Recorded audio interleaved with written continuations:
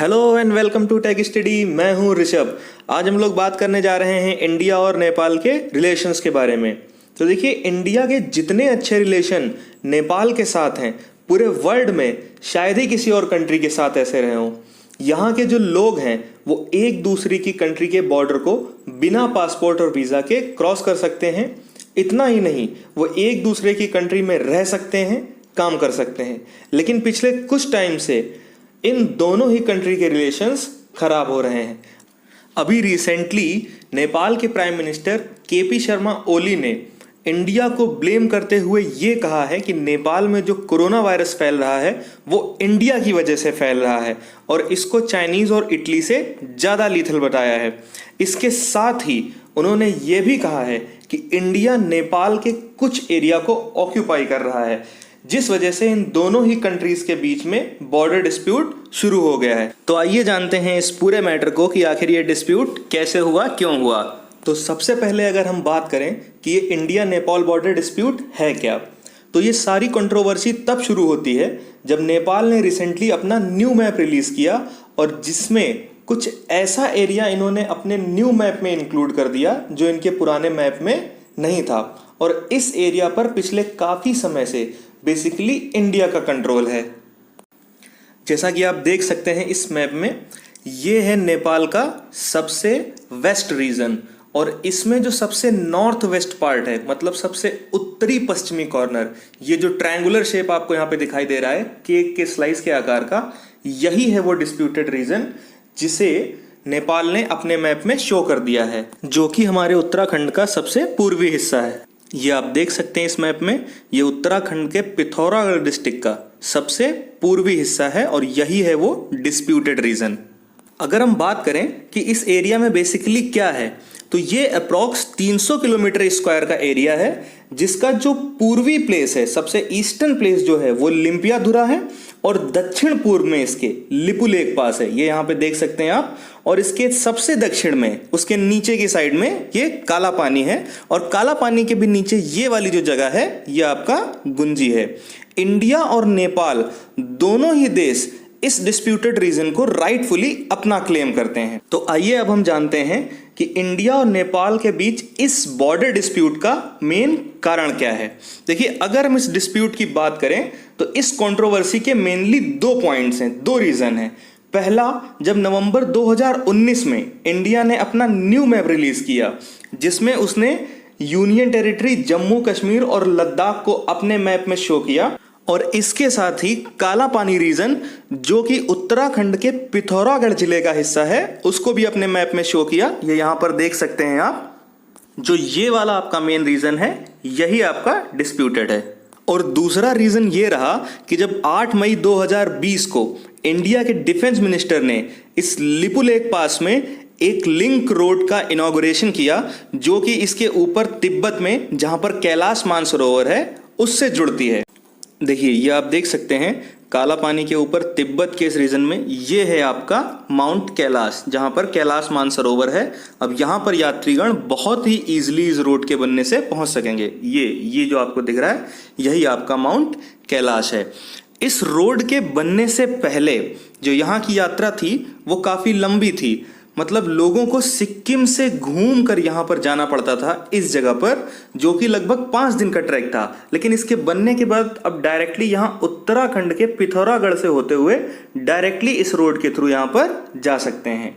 इस रोड के बनने के बाद नेपाल गवर्नमेंट ने अपनी नाराजगी जताई और ऑब्जेक्ट किया। इनका कहना था कि जो लिपुलेख है वो नेपाल के अंदर आता है और इंडिया को अगर यहाँ पर कोई रोड बनानी भी थी तो इसके लिए नेपाल से कंसल्ट करना चाहिए था, कोई एक एग्रीमेंट साइन करना चाहिए था। नेपाल के इस ऑब्जेक्शन का इंडिया की मिनिस्ट्री ऑफ एक्सटर्नल अफेयर्स ने रिस्पांस दिया और उन्होंने कहा कि हमने जो ये रोड बनाई है वो अपनी टेरिटरी में बनाई है, इसलिए हमको किसी से कोई भी एग्रीमेंट या कंसर्न करने की ज़रूरत नहीं थी। यहाँ पर पहले से ही एक टूटा फूटा सा रास्ता था, बस उसको प्रॉपरली तरीके से यहाँ पर कंस्ट्रक्ट कर दिया गया है।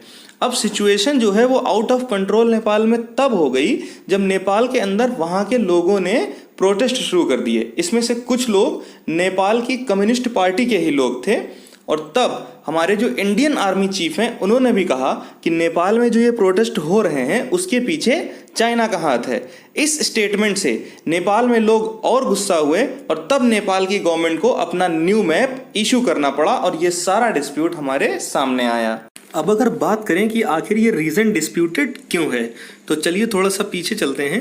देखिए, आज से लगभग 200 साल पहले जब इंडिया पर ब्रिटिश रूल हुआ करता था, वहीं दूसरी तरफ नेपाल में गोरखा किंगडम हुआ करता था, जो कि अपने एम्पायर को काफी एक्सपेंड कर रहे थे और ये हिमाचल प्रदेश के कांगड़ा तक इसको एक्सपेंड भी कर चुके थे।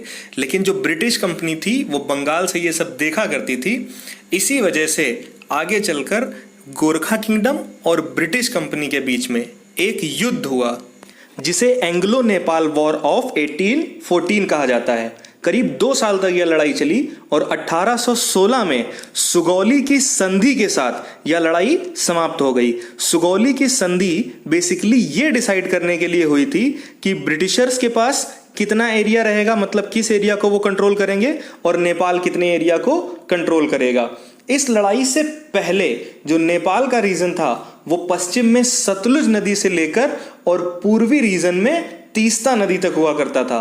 लेकिन सुगौली की संधि के बाद नेपाल को पश्चिम में अपने गढ़वाल और कुमायूं तथा पूर्व में सिक्किम रीजन को छोड़ना पड़ा और इसकी बाउंड्री को पश्चिम में महाकाली नदी से और पूर्व में मेची नदी से फिक्स कर दिया गया, जो कि आज भी इंडिया और नेपाल के बॉर्डर को शो करती है। अब नेपाल के इसी पश्चिमी बॉर्डर पर मेन प्रॉब्लम आती है। जो इंडिया और नेपाल के बीच बॉर्डर शेयरिंग है वो मेनली डिपेंड करती है नदी के ओरिजिन पर, कि नदी का उद्गम कहाँ है। नेपाल ये कहता है कि महाकाली नदी का जो उद्गम है वो ये लिम्पियाधुरा जो जगह है आपकी, इस जगह से हिमालय के ऊपर से कहीं से यहाँ से वो नदी निकलती है। इसलिए नेपाल इसके ईस्ट का, राइट साइड का जितना ये रीजन है, यहाँ से वो अपना बॉर्डर कंसीडर करता है।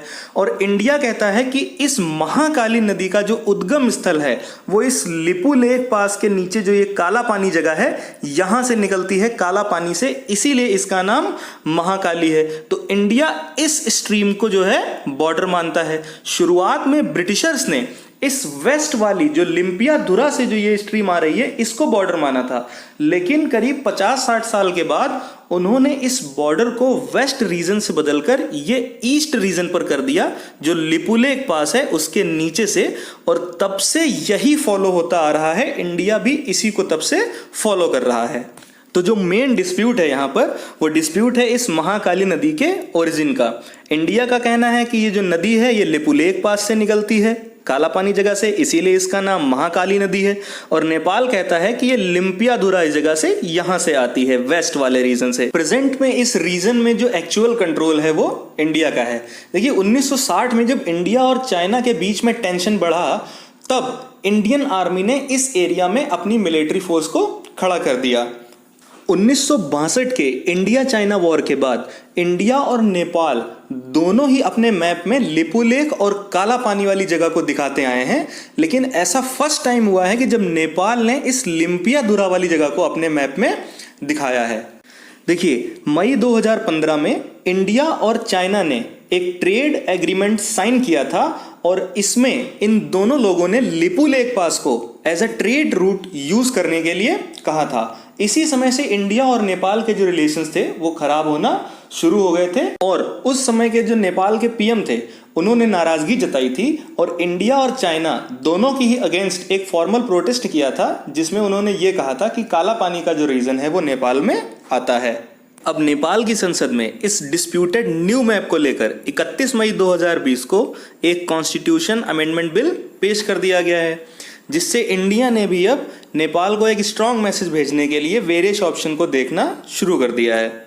देखिए फाइनली अगर हम लोग बात करें तो आज ज़रूरत इस बात की है कि इस टेरिटरी पर जो भी ये राष्ट्रवादी बयानबाजी हो रही है उसको रोका जाए और ग्राउंड लेवल पर दोनों ही साइड से संवेदनशीलता को शो करते हुए एक शांतिपूर्ण वार्ता की जाए, ताकि जो भी ये डिस्प्यूट है वो सॉल्व हो सके और इंडिया और नेपाल के जो रिलेशंस हैं वो पहले की तरह फ्रेंडली रह सकें। तो आज का ये सेशन हम लोग यहीं पर ख़त्म करते हैं। अगर आपको हमारा ये वीडियो पसंद आया हो तो कृपया प्लीज़ इसे लाइक करें, हमारे चैनल को सब्सक्राइब करें और ज़्यादा से ज़्यादा शेयर करें। Thank you and have a good day.